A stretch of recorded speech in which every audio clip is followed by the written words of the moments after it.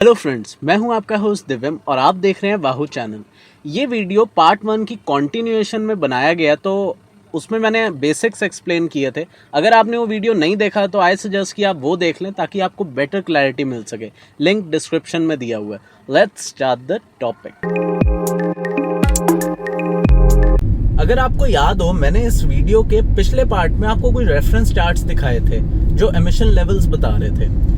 लेकिन आप खुद सोच के देखिए कि सड़कों पे कई तरह के व्हीकल्स चल रहे हैं। बाइक्स हैं, स्कूटर्स हैं, फिर गाड़ियां हैं, ट्रक्स एंड बसेस हैं। तो सबका साइज भी अलग है और इंजन कैपेसिटी भी अलग है। इसीलिए इंडिया में व्हीकल्स को कैटेगरी और क्लास वाइज अलग अलग क्लासिफिकेशन कर रखा है और सबके लिए लगभग अलग अलग एमिशन नॉर्म्स बन के आते हैं। मतलब BS6 सब पे लागू होगा, लेकिन एमिशन की लिमिट्स जो हैं वो सारी कैटेगरीज के लिए अलग अलग होती हैं। तो ये कुछ कैटेगरीज हैं जो आप इस समय टेबल में देख पा रहे हो। लेकिन हमारा जो कंसर्न है वो है M1 कैटेगरी से, क्योंकि हम जो गाड़ियां चला रहे हैं वो सारी की सारी M1 कैटेगरी में आती हैं।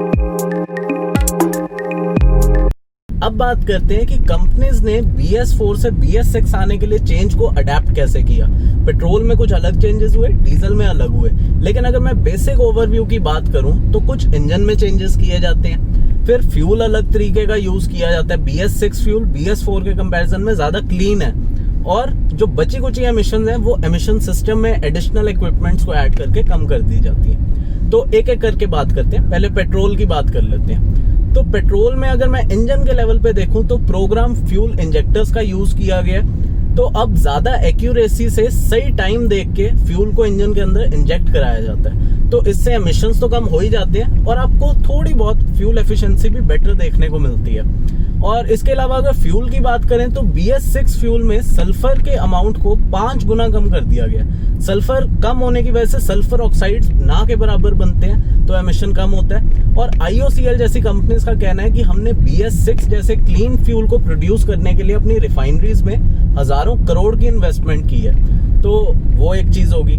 इसके अलावा जो एमिशन सिस्टम पे चेंजेस हुए हैं पेट्रोल के लिए वो है 3-वे कैटालिटिक कन्वर्टर, या आप कह सकते हैं बड़े कैटालिटिक कन्वर्टर्स यूज किए हैं। 3-वे का मतलब है इसमें 3 अलग अलग तरह के कैटलिस्ट हैं जो हाइड्रोकार्बन्स, कार्बन मोनोऑक्साइड और नॉक्स एमिशंस को कम कर देते हैं। पेट्रोल में इतने ही चेंजेस हैं। और अगर फ्रैंकली बात करूं तो ना फ्यूल ज्यादा चेंज हुआ है, क्योंकि फ्यूल की ना एक रेटिंग होती है। पेट्रोल के केस में उसको ऑक्टेन रेटिंग कहा जाता है। तो ये रेटिंग जितनी ज्यादा होगी उतना ही हाई एंड कॉम्प्रेशन अच्छा हो पाता है। तो अब BS4 में जो ऑक्टेन रेटिंग थी वही सेम BS6 में भी आ रही है, क्योंकि कंपनीज ने कहा कि हम प्राइसेस को ना ज्यादा इंक्रीज नहीं करना चाहते थे।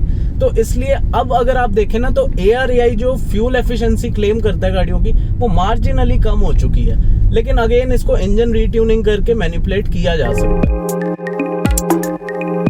अब बात करते हैं डीजल इंजन्स की।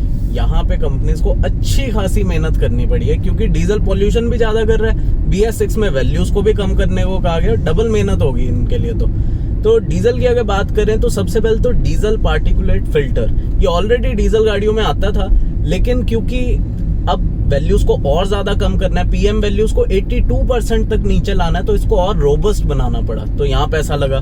दूसरा, जो हमारी नॉक्स एमिशंस हैं ये बहुत ही खतरनाक है, क्योंकि जब भी नाइट्रोजन को ऑक्सीजन मिलेगा और हाई टेम्परेचर्स फेवर करेंगे, जो डीजल के इंजन में तो बहुत आसानी से मिल जाते हैं, वहां पे नॉक्स एमिशंस प्रोड्यूस होती हैं। और जैसे ही गाड़ी से नॉक्स एमिशंस बाहर निकलती हैं ना, ये एनवायरनमेंट में बहुत तेजी से फैलती हैं। नॉक्स का मतलब, हम बार बार नॉक्स क्यों बोलते हैं, क्योंकि नॉक्स में कई तरह की गैसेस आती हैं, जैसे nitrogen dioxide, nitric oxide, nitrous oxide. तो किसी भी गैस का नाम लो, ये सारी की सारी ह्यूमंस के लिए ना सांस लेने में तंगी करती हैं, तो इनको तो कम करना ही है। और अब आपको वैल्यू ही पता लग गया कि हमने काफी कम करना पड़ेगा। तो इसके लिए ऑलरेडी डीजल गाड़ियों में एग्जॉस्ट गैस रीसर्कुलेशन सिस्टम आता था, तो काफी कम तो हो जाता है। लेकिन अब वैल्यूज को फर्दर कम करने के लिए 2 चॉइस निकल के आती हैं। पहला तो सिलेक्टिव कैटालिटिक रिडक्शन। इसमें एक डीजल एग्जॉस्ट फ्लूइड का यूज किया जाता है। इस फ्लूइड में डीआयोनाइज्ड वाटर और यूरिया कंपाउंड है। तो यूरिया यहाँ पे मेन चीज है। ये एमिशंस के साथ रिएक्ट करता है और कुछ केमिस्ट्री चलती है इनकी आपस में, लेकिन एंड में नाइट्रोजन अलग, पानी अलग हो जाता है। तो ये टेक्नोलॉजी बहुत ज्यादा एफिशिएंट है, एमिशंस को काफी अच्छे से कम करती है। लेकिन इसका ड्रॉबैक ये हो जाता है कि ये टेक्नोलॉजी महंगी है। और दूसरी प्रॉब्लम ये है कि अब आपको एक एडिशनल फ्लूइड आपकी गाड़ी में ऐड हो रहा है और जैसे जैसे रिएक्शन होएगा ये कंज्यूम होता जाएगा और खत्म हो जाएगा। तो जैसे आप हर सर्विस के बाद इंजन ऑयल, ब्रेक ऑयल, इन सब को टॉप अप कराते थे या फिर रिप्लेस कराते थे, तो अब आपको ये वाला फ्लूइड भी चेंज कराना पड़ेगा। एग्जाम्पल के तौर पे बताऊं तो Jeep Compass Trailhawk variant में एडब्लू नाम का फ्लूइड डलता है, सेम चीज है जो आपको मैं बता रहा हूँ। तो ये लगभग 13 लीटर का फ्यूल टैंक दिया हुआ है उसमें, जो टॉप अप हो सकता है। हर 5000 किलोमीटर के बाद आपको ये 10 लीटर तो एटलीस्ट चाहिए ही चाहिए, और इसकी प्राइस कम नहीं है कोई, 127 रुपए पर लीटर कॉस्ट करता है। तो अब आप अपना मैथ्स लगा लो कि ये एक एडिशनल कॉस्ट चलेगी है गाड़ी में। ऑलरेडी पेट्रोल से महंगी थी डीजल गाड़ियां, अब इस टेक्नोलॉजी की वजह से और महंगी हो जाएंगी। इसलिए जो बजट गाड़ियां हैं उनमें तो इस टेक्नोलॉजी का यूज नहीं किया जा सकता। तो अब आप कहेंगे कि कुछ कुछ बजट गाड़ियां तो अभी भी डीजल वेरिएंट्स रोल आउट कर रही हैं, तो वो किस टेक्नोलॉजी का यूज कर रही है? वो दूसरी टेक्नोलॉजी का यूज कर रही है जिसका नाम है लीन नॉक्स ट्रैप। इसमें कोई अलग फ्लूइड नहीं यूज होता, इसमें जस्ट एक कैटालिस्ट की हेल्प से एमिशंस को कम किया जाता है। क्योंकि फ्लूइड नहीं है तो उतनी एफिशिएंसी भी नहीं बन पाती, और जितना बड़ा इंजन साइज होता जाएगा उतना ही ज्यादा कैटालिस्ट भी यूज करना पड़ता है। और ये कैटालिस्ट कॉस्टली जियोलाइट मिनरल से बनता है। तो अगर हम 2 लीटर से ऊपर की बात करें तो उन डीजल इंजन में इस टेक्नोलॉजी को यूज करना SCR से भी महंगा पड़ता है। लेकिन बजट गाड़ियों के लिए ये टेक्नोलॉजी बेस्ट रहती है।